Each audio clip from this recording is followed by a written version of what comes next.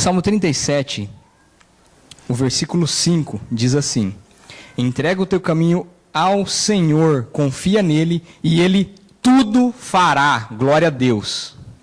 Confia no Senhor e ele tudo fará. Entrega o teu caminho a ele. No 4 diz ainda assim, ó: deleita-te também no Senhor e ele te concederá o que deseja o teu coração. Glória a Deus. Você tem que ter alegria em Deus, assim como o pastor falou. Você tem que se alegrar nas coisas de Deus. E ele vai te dar aquilo que você deseja. Mas não antes de você dar alegria para ele, não antes de você dar aquilo que ele deseja de você também. Então, confia no Senhor. Então, nós estamos falando sobre confiar em Deus, sobre ter fé. Então, Hebreus 11:1 diz assim: ora, a fé é o firme fundamento das coisas que se esperam e a prova das coisas que se não veem. Glória a Deus. Aqui conta toda uma história de várias pessoas que pela fé conseguiram milagres, conseguiram proezas. Então, aqui por exemplo no 4 diz assim, ó: pela fé Abel ofereceu a Deus maior sacrifício do que Caim, pelo qual alcançou o testemunho de que era justo, dando Deus testemunho do seu dom. E por ela, depois de morto, ainda fala. Glória a Deus. Então, se você ler o capítulo inteiro, você vai ver cada pessoa que usou a sua fé. Eles são chamados exatamente de heróis da fé. Então, quando se fala de heróis da fé na Bíblia, está falando exatamente desse capítulo aqui, que vai falando de várias pessoas e o que elas fizeram para Deus, como elas usaram a fé delas. Assim como você viu de Abel, então ele ofereceu um sacrifício maior do que o do irmão dele.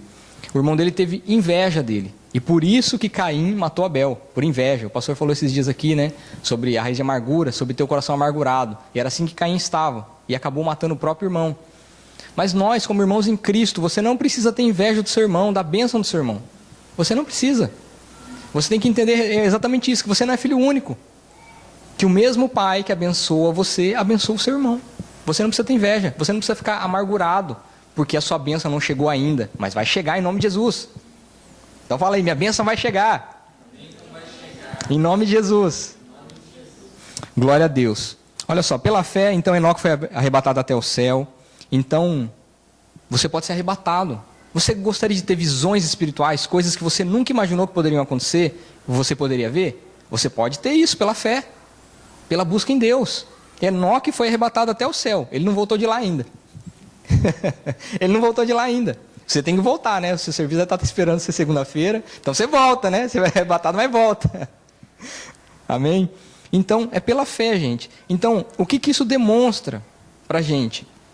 Que nós precisamos usar a fé. Nós precisamos usar essa fé. Noé, por exemplo, ele construiu uma arca, gente. A gente não tem ideia de quanto tempo ele demorou para construir. Talvez foram realmente anos, muitos anos. Talvez não, talvez foi rápido. Mas o que a gente sabe é que ele construiu uma arca e por causa dessa arca ele foi salvo. Então, você pode ser salvo pela fé, pela obediência a Deus. Você pode construir coisas grandes que ninguém construiu ainda. E as pessoas vão olhar e falar assim: o que esse doido, o que essa doida está construindo? Só que quando chegar aquele dia, eles vão ver para que serve essa bênção. E você será abençoado. E as pessoas vão ver aquilo que você construiu ficar grande na sua vida. Glória a Deus. Então, tudo isso é pela fé. Por sinal, gente, falando em Noé, a gente sempre vai lembrar, né, de dilúvio, de tsunami, né? E uma coisa que você tem que entender é que Deus não vai invadir você com tsunami. A unção de Deus, ela não vai pegar você do nada, de repente. Você não vai chegar aqui, vai cair um raio na sua cabeça, agora você vai ser o super cristão. Não é assim que funciona. Muito pelo contrário. Deus tem um rio que sai do trono dele. Ele convida você a nadar nesse rio. Você tem que ir nadando nesse rio. Até você chegar onde tem correnteza. Aí você é levado por Deus. Aí você pode só boiar no rio de Deus e a correnteza te leva. Mas até lá você tem que nadar, você tem que dar braçada. Nadar, gente, é um exercício completo. A gente falou sobre isso aqui um tempo atrás. É um exercício completo. Nadar é exercício completo. Então, você não tem como você chegar no meio de um rio sem realmente se esforçar muito. Então você tem que se esforçar. Mas quando você chegar mais ou menos no meio do rio, aí a correnteza te leva. Aí você vai estar andando no teto na unção aí. Mas até lá, gente, não vai vir um tsunami, não é o contrário. Um tsunami não vai invadir você e você vai sair falando em línguas, sair tendo revelação, sair profetizando a vida dos outros. Não vai acontecer assim. O dom você tem que ir criando ele. Amém? Mas é pela fé, gente. Você tem que crer que isso acontece. Primeira coisa, você tem que crer que isso acontece. Aí depois você tem que buscar essas coisas. Abraão, por exemplo, a gente falou dele semana passada. Então, ele perdeu a terra dele, ele perdeu a parentela dele, ele perdeu a casa do pai dele. E naquela época, gente, hoje a gente mora tudo longe dos pais, né? Não tem problema. Mas naquela época, quem morava longe da família era maldito. Então Deus pediu para ele assim, para todo mundo, para ele ser uma pessoa que todo mundo fosse apontar e falar, tá vendo? Um despatriado, desnaturado, abandonou a família. Isso que Deus pediu para ele. Não é que nem hoje assim, que seu filho completa 18 anos e já vai morar sozinho. Não era assim naquela época. Naquela época lá, os pais ficavam com os filhos até morrer. Eles enterravam. Era assim que funcionava. Ficavam sempre ali, na mesma região, tudo pertinho. Não é que nem hoje não. Então Deus pediu isso para ele. E ele decidiu perder para Deus. Ele perdeu isso. Só que olha só quem que ele se tornou agora. Ele é o pai da fé. Ele é o pai da fé. Se você tem fé, então você também é filho de Abraão. Pela fé. Porque ele é o pai da fé.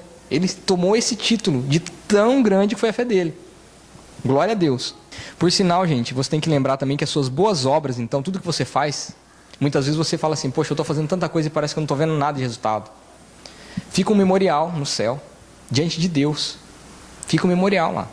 Então, aqueles que temem ao Senhor, falam cada um ao seu companheiro. E o Senhor atenta e ouve. E há um memorial escrito diante dele, para que os que temem ao Senhor e para os que se lembram do seu nome. Malaquias 3,18 diz assim, ó, então vereis outra vez a diferença entre o justo e o ímpio, entre o que serve a Deus e o que não serve. Tudo aquilo que você faz para Deus, tem um memorial lá, diante de Deus. Por isso que Deus não esquece. Tudo que você faz vai ficando diante de Deus lá. Então, vai chegar um dia que Deus vai cumprir essa palavra aqui. Ele vai falar assim, daí vocês vão ver a diferença daquele que serve a Deus e daquele que não serve. Naquele dia vocês vão ver a diferença. Daquele que serviu a Deus e daquele que não serviu. Então tem um memorial diante de Deus. Então você tem que fazer boas obras mesmo, você tem que amar a Deus, tem que amar o próximo. E isso vai contar para você. Deus vai ficar olhando para aquilo lá. Deus não dorme, gente, Ele vai ficar olhando para aquilo lá o tempo todo. E Ele vai lembrar de você. E no determinado momento Ele vai te abençoar. Você tem que confiar em Deus. Você tem que entregar o seu caminho a Deus. E daí o resto é Ele que vai fazer. Confia nele, gente, confia. Amém? Sara era estéril e velha, ela gerou filho, gente. Então de repente... você fala assim, poxa, é impossível, é impossível. Uma senhora de 80 anos, estéril, já era estéril quando era nova, imagina depois de 80. A Bíblia diz que já tinha cessado as regras dela, não tinha mais chance mais. Mas ela gerou um filho, pela bênção de Deus, pela fé. Tanto que o nome Isaac significa riso, né? Porque ela riu, a hora que falou para ela que ela ia ter um filho, naquela idade ela riu. Então tem até uma frase de um pregador americano que diz assim, você quer fazer Deus rir? Conta os seus planos para Ele. Conta os seus planos para Ele, daí você vai ver Deus rir. Agora você quer rir? Ouve os planos de Deus para você. Ouve os planos de Deus para você. Porque quando você ouvir, fala assim, eu vou te levar num lugar alto, fala, Deus, eu não tô indo nem na esquina, Deus, você vai me levar aonde? Você vai rir, só que vai acontecer na sua vida pela fé. Glória a Deus. Confie em Deus. Ouve o que Deus está te falando. Deus tem sonho, gente. Sonho para você, sonho para mim. Deus tem sonho para essa igreja. Mas você precisa confiar nele. Glória a Deus. E a fé é o firme fundamento das coisas que você espera. Então, o que você espera quando você vem à igreja? Se você não espera nada, não vai acontecer nada. Você vai entrar aqui e vai sair do mesmo jeito. Porque você não está esperando nada. Você tem que ter uma expectativa. Você acha que quando você vem à igreja, Deus tem uma expectativa? Deus tem uma expectativa. Deus tem uma expectativa. E você tem que ter uma expectativa também. Então Deus espera algo de você toda vez que você vem à igreja. E você deve esperar alguma coisa de Deus toda vez que você vem também. O que Deus espera de você toda vez que você vem? Que você adore Ele de uma maneira que você nunca adorou. Mas você também tem que vir esperando que Deus faça um milagre que Ele nunca fez. Agora, se você não está esperando nada, não vai acontecer nada. Não vai acontecer nada. Então você precisa vir, antes de sair da sua casa, falar assim, o que eu estou indo fazer na igreja hoje? Às vezes você vem só se arrastando. Você, ai Deus, eu só vou lá pegar uma migalha e cair da mesa. Não, você tem que vir, Deus, hoje eu vou estar indo lá buscar aquele milagre, Deus. Deus, o Senhor tem que me abençoar. Gruda na perna de Deus aqui, ó, e não sai até Ele abençoar. Não sai. Você tem que ter fé, gente. Você tem que vir na certeza de que você vai receber. A fé é onde você constrói o seu sonho e aguarda que você se realize. Gente, a fé é o firme fundamento. Gente, fundamento, gente, é firme. É firme. Não é algo que você pisa e cai, não é gelo fino, não é ponte de madeirinha, não. Não é isso. É firme, é rocha. É Jesus Cristo, a rocha verdadeira. Tem algo que você, assim, Deus falou, você pode pisar com certeza, você pode, mete o pé. Por quê? Porque é firme. A palavra de Deus é firme, você pode confiar. Você pode ter certeza, você tem que confiar em Deus. Você tem que confiar. Então, você tem que ter fé, porque a fé é esse fundamento. Em cima da sua fé, aí você pode sonhar tudo que você quiser, em Deus. Pode sonhar, gente, pode sonhar, só que você tem que ter fé. Se você não tiver essa fé, então tudo que você construir, uma hora vai cair.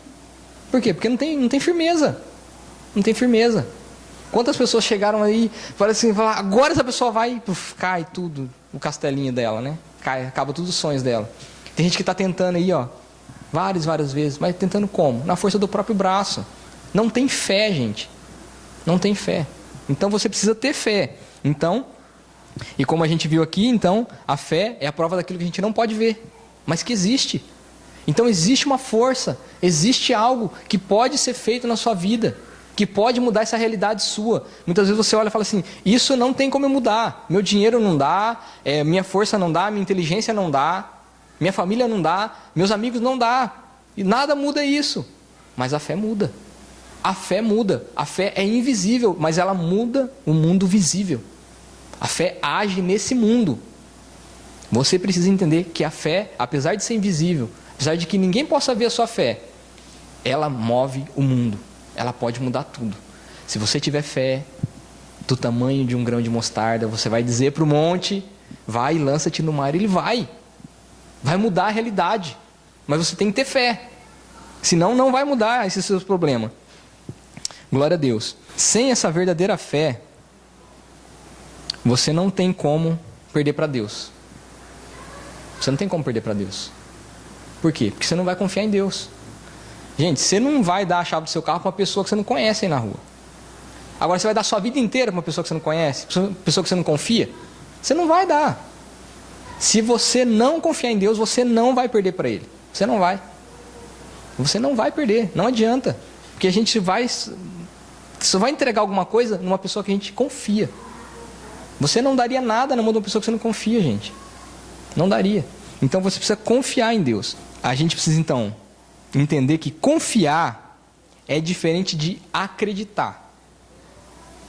Por quê? Porque muita gente aí fora, eles acreditam em Deus. Eles acreditam. Eles acreditam mais o quê? Que Deus existe.